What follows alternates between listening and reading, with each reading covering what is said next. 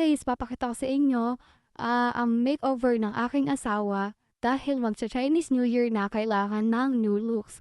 Bagong taon, bagong looks, bagong gamit and everything. So ganito sila dito sa China. So hindi lang tayo mga girls nagpapa makeover, sila ring mga boys dito.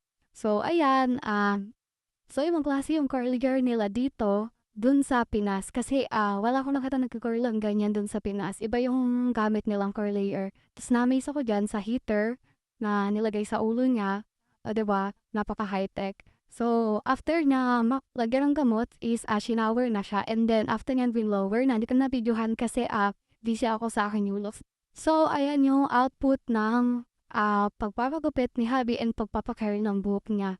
So, kung sa Korea may upa, dito sa China, ako ay may kupa. So, ang pogi na hobby ko, no? Hello, kupa! Wa ay ni kupa!